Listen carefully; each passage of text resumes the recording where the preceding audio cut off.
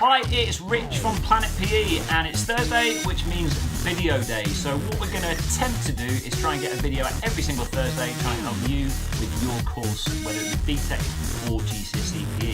So today's first one is all about GCSE PE, and the topic we're going to look at is guidance. So guidance is how a coach is going to help their performer to improve their skills. So this isn't necessarily where we're going to first learn a skill, but more about those different ways that we can use to improve the skills that we already know how to do. So guidance comes in four main categories. Those four categories are visual, verbal, mechanical, and manual. So all those different types of guidance. So we've got visual guidance, verbal guidance, mechanical guidance, and manual guidance.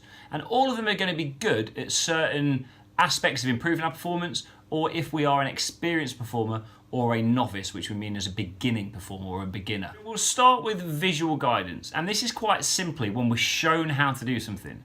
And this might be as simple as showing somebody how to perform, or even on a video where you might use that footage to show them what they're doing differently or how they should be doing it if you were to compare it, let's say, to an experienced professional.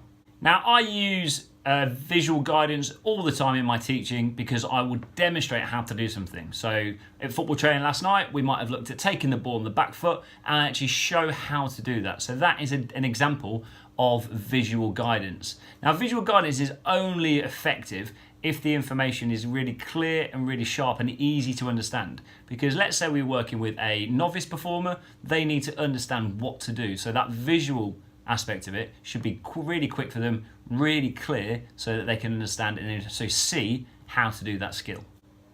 Now, the second one is verbal guidance, and this is where the coach is going to tell the performer what they need to do to improve. So you might have learnt to swim and had a swimming teacher who stood outside the pool, and they might be shouting things to you like point your toes or enter the water with your thumb or a particular part of your hand.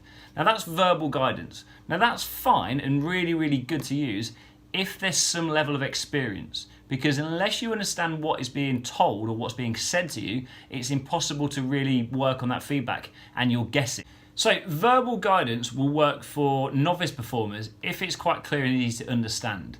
And it really is good to use if it's supported also by visual guidance. So if it's verbal on its own, then we've got to understand the terms that are being used and also the types of language. If we don't understand that, then the verbal guidance won't actually have the impact to improve performance. Now that's where if you are an experienced performer, then verbal guidance might be really, really good to use with those sort of athletes. Because if they're experienced, they know the language, they know those quick trigger points that you could say, and they should be able to then improve their performance really, really quickly. So if you look at the next clip, this is me in a golf lesson, and it's showing how my coach will use manual guidance to actually show me how to perform a skill. So if you just watch that first, and then I'll come back in a sec. So shuffle your grip for me. Yeah, come on, that's square, just that big. So, yeah. Don't be afraid to wrap it. It feels like it really tucks inside. So the reason that my coach uses manual guidance with me is to really try and develop a feeling. So as they put me in the correct position, hopefully I can feel where the club should be, and that's a way that they can try and get that feel, because that's quite a hard thing to teach people, of how it should feel. Well, how should the movement be and how should it look can be shown, but sometimes the feeling is the one that you need to try and replicate. So you might use manual guidance if you're doing a racket sport, let's say like tennis, where you might physically move the racket into the correct position to show the performer how it should be done. Now, this type of guidance isn't really going to be used very often for experienced performers, because they already know how the positions should be produced or the skill should be performed. But it might just be just to correct something. So in golf, for instance, where you might get in a different position, just to move it in the correct technique or position with that club. Now, the final type of guidance is mechanical guidance.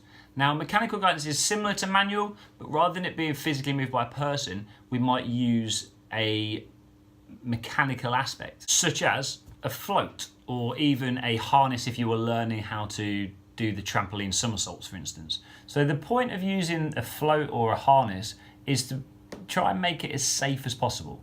So when we are learning things that might be relatively dangerous or have some sort of safety implication, we've got to ensure that we can learn them in the safest possible way. So that's why we might use a mechanical aid. And the whole point of that is just trying to make it really safe. I think I said safe quite a lot of times, just to be safe. So what we need to have a look at next, and maybe put it down in the comments, I want you guys to think about which types of guidance are going to be best for a beginner, which ones are going to be best for an experienced performer. So that is your little challenge. So put it in the comments below and I'll try and comment on your comments, if you get me. So as always, guys, please subscribe to the channel, like the videos, and just keep following the journey. And every single Thursday, we are aiming to get a video out. So thanks for watching.